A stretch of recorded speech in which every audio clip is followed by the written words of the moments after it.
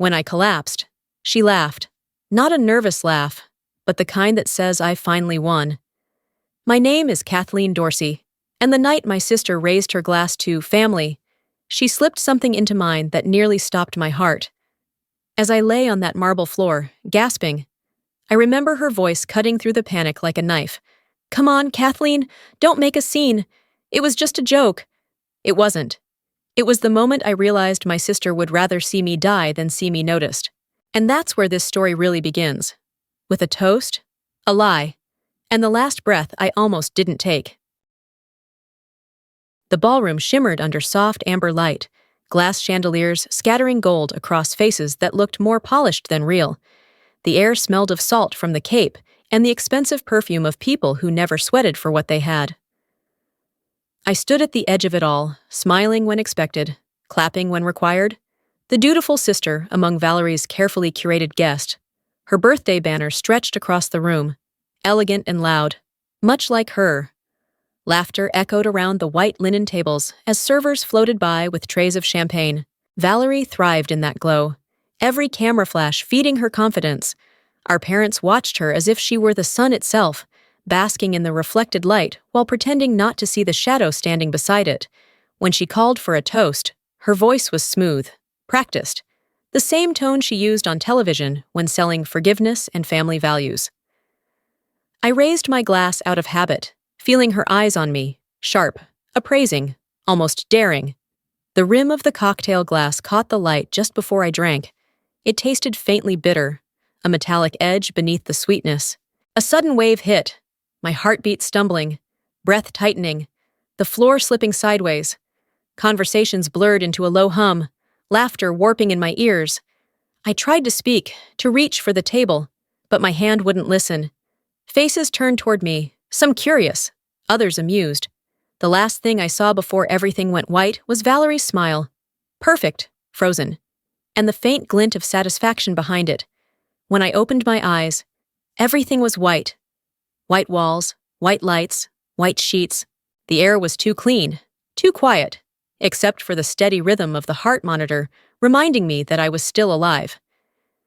Evan Trask's face hovered above mine, calm, precise, the same look he wore in the operating room. Later, I would learn he'd been at the party by chance, that he'd recognized the signs before anyone else understood what was happening. A needle, a rush of medication, and I was pulled back from the edge. Valerie stood at the foot of my bed when I woke. She looked rehearsed, voice soft and trembling for effect. Our parents flanked her like bodyguards in evening clothes, both already rewriting the story. "Don't overreact, Kathy. It was just a joke," they said, all smiles that didn't reach their eyes.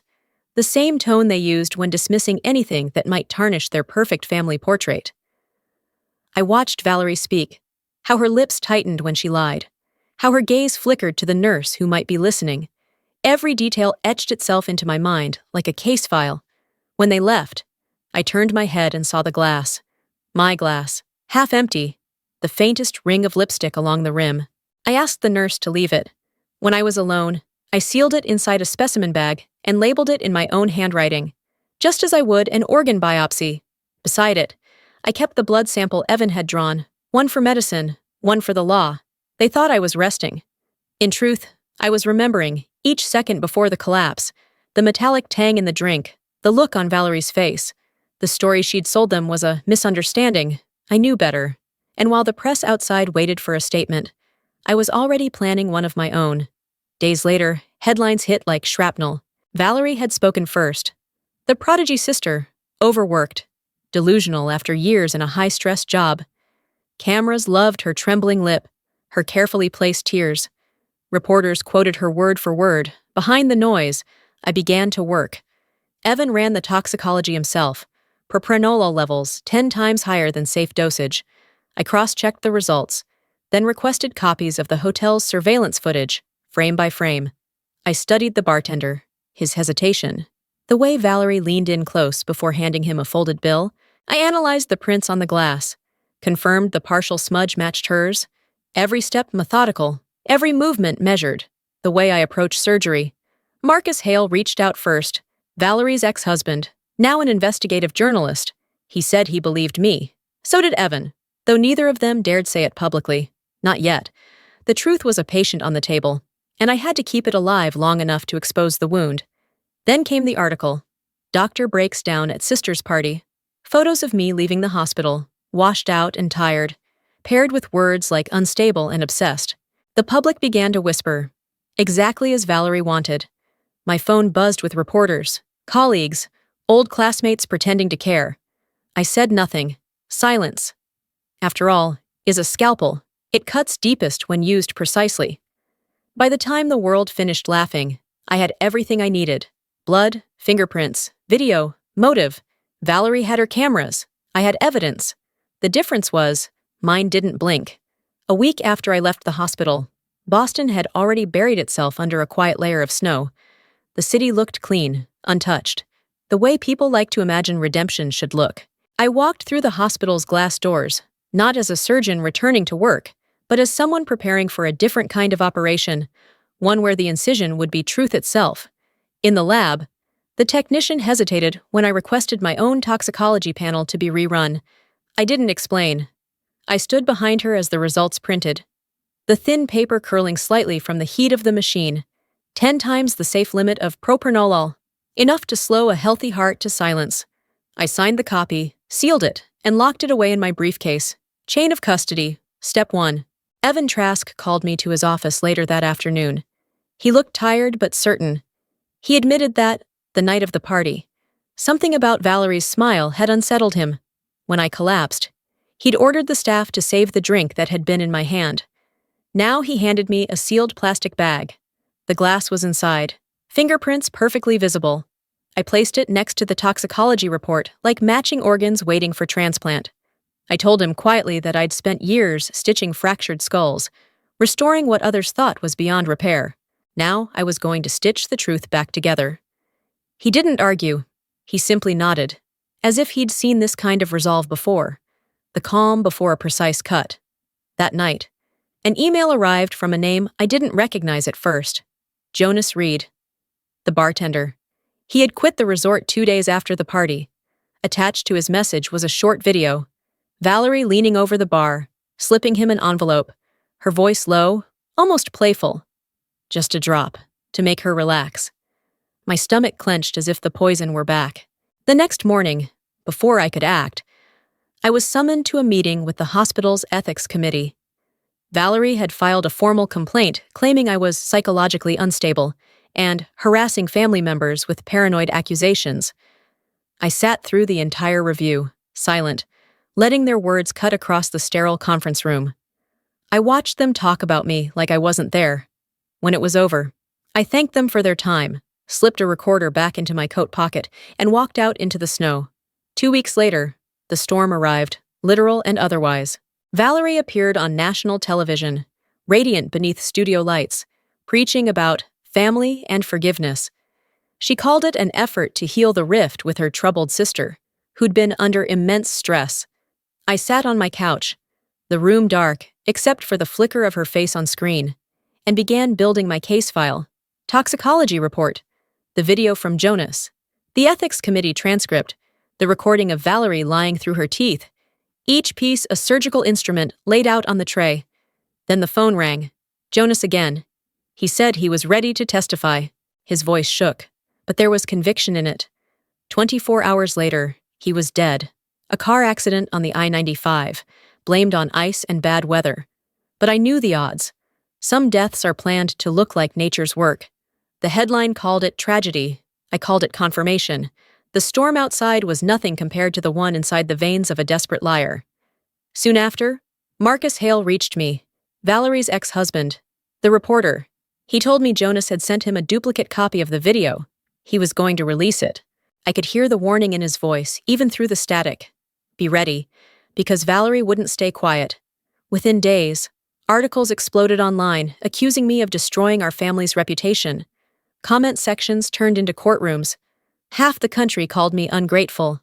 The other half wanted to know what really happened. Valerie's PR machine kept spinning, and I let it, until her own invitation arrived. A live broadcast, her show. The same cameras that once adored her would soon capture something she couldn't edit out. I accepted. smiling at the irony. Let her believe I was coming to make peace. The truth was already packed inside my bag, on a small black drive waiting for its moment under the lights. I'd performed enough surgeries to know the bleeding always gets worse before the healing begins. 2 months after the poisoning, Boston had moved on to its next scandal, but my name still lingered like a rumor that refused to die. Half the country believed Valerie, the radiant host betrayed by her jealous sister. The other half wasn't so sure, especially after the Boston Globe leaked a short clip of Jonas Reed sliding an envelope into his pocket. Valerie's PR team called it clever editing. The rest of America called it suspicious. When her invitation came, it was wrapped in honeyed words, a live broadcast, a chance to reconcile. The show was called Everyday Miracles, a stage built for redemption. She wanted to prove to the world that our family had survived the storm. What she didn't know was that I was done surviving. I was ready to operate. The studio smelled of hairspray and nerves. Valerie shone under the lights, every strand of hair sculpted into perfection. Her voice carried the familiar rhythm of practiced compassion. "Family isn't perfect, but love heals all wounds," she said to the audience, her smile wide enough to hide anything. I met her gaze and answered calmly. "Love doesn't contain propranolol." The air thinned. Someone in the audience gasped. Valerie blinked once, recovering fast, and let out a brittle laugh. "My sister still has her deadly sense of humor," she told the cameras. I reached into my jacket and placed a small black USB drive on the table between us. My voice didn't rise. It didn't need to. "You're right. And sometimes, it really is deadly." The giant LED screen behind us flickered to life. There she was, Valerie at the bar, leaning close to Jonas Reed, the envelope sliding from her hand. Her voice filled the silence of the studio. "Just a drop. Make her calm." The audience froze. The sound guy's hands trembled over the board. Valerie's smile fractured into panic. She tried to talk over the footage, stammering about misunderstanding, about poor Jonas. Her tears arrived right on cue, but the cameras were no longer on her side. I turned toward the lens, steady as a heartbeat. "Jonas Reed died 2 days after sending me that video. He told me you paid him to stay quiet. I don't believe in coincidences." The control room scrambled to cut the feed, but Marcus Hale was one step ahead, live streaming the entire broadcast on an alternate channel. Within seconds, phones lit up across the country. Valerie's empire unraveled in real time. When she collapsed on the stage, clutching her chest under the merciless light, the audience screamed. I stood still, the noise fading into a dull hum. Later, the headline would read, "TV host collapses after sister reveals poisoning video." I walked off set, my heels clicking against the studio floor. It wasn't revenge, I murmured to myself. It was surgery. No blood, just truth. 2 weeks later, I received the call from the Massachusetts Superior Court. Valerie wanted to settle. The public had turned, sponsors pulled out, and our parents had quietly left Boston to avoid reporters. The woman who once choreographed every spotlight now hid from daylight. The hearing was held in a small beige conference room with no cameras. No audience, just the echo of what used to be power. Valerie sat across from me, pale, stripped of makeup and certainty. Her voice was small. "You've won. What more do you want?" I met her eyes, not victory, balance. "I want you to pay like an adult, not perform like a celebrity." Her lawyer slid a paper forward, offering a $250,000 settlement to end it quietly. I read the number, then shook my head. $1.2 million. For physical damage, reputational harm, and the medical research fund you'll sponsor. Valerie stared at me, stunned. "You want to turn me into your benefactor?" "No," I said evenly. "You'll fund something you never had, conscience." She laughed once, sharp and hollow, then accused me of vengeance. I didn't answer. The door opened, and Evan Trask stepped inside, carrying the sealed toxicology and blood reports. He placed them before the judge, each page stamped and certified. The judge looked at Valerie, his voice even but final. "If you refuse, this becomes a criminal case. Maximum sentence, 8 years. Her hands trembled as she reached for the pen. When she pressed her thumb to the signature page, a drop of blood smeared across the paper. I couldn't stop staring at it, the same deep red that had spread across the marble floor months ago. As she stood, Valerie whispered. "You're not the sister I knew." I turned back, the faintest smile on my lips. "You're right. She died at your party."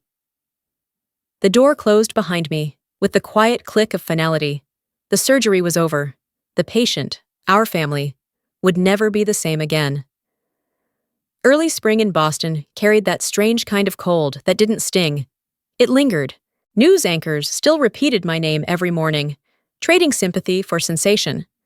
Half the city saw me as the ungrateful sister who dragged family into court. The other half called me the surgeon who operated on truth itself. Neither side really knew me, but both kept watching. Valerie tried to salvage what was left.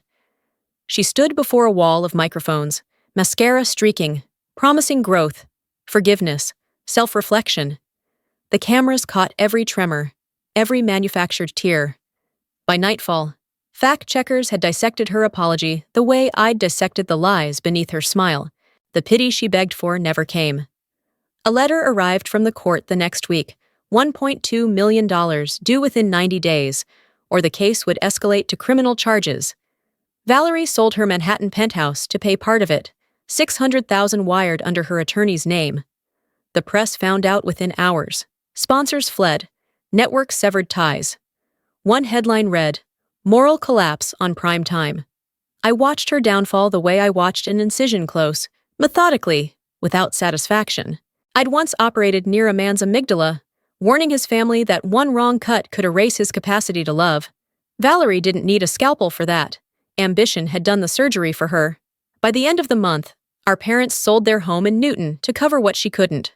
The Dorsey name, once printed on gala invitations, now floated in gossip columns. When I left the courthouse, snow was falling again, clean, weightless, erasing footprints on the granite steps.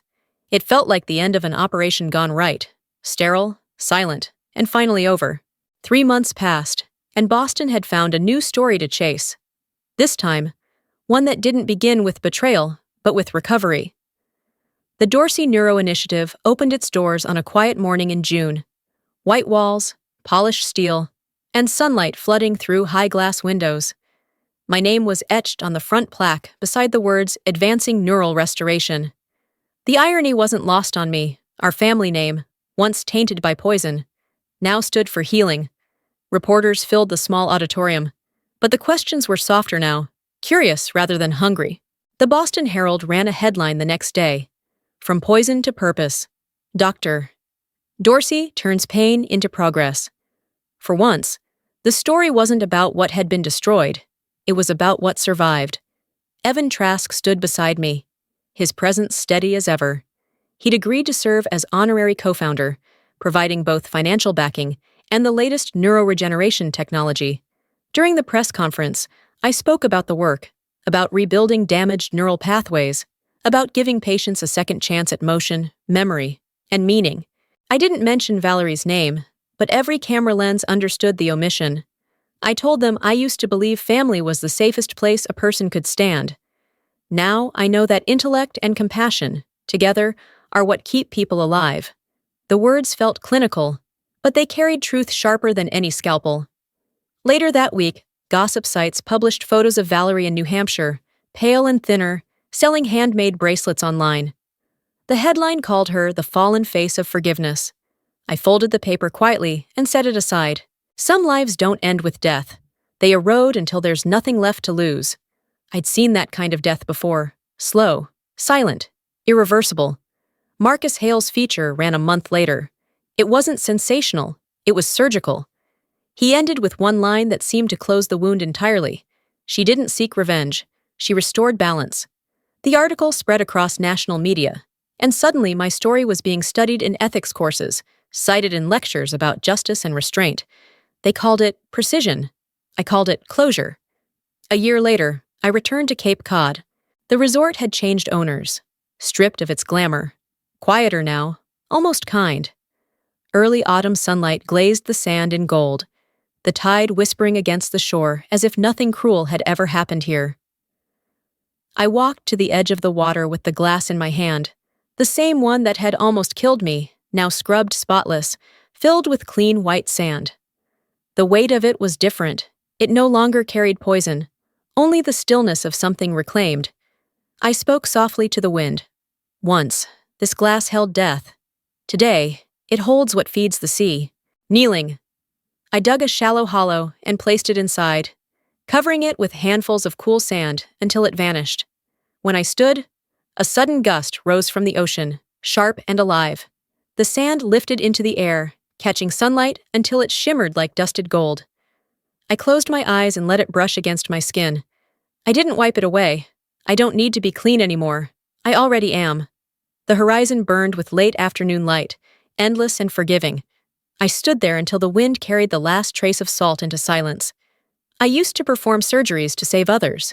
This time, I operated on my own life, cutting out the poison, preserving what still lived. The rest, I left to the waves.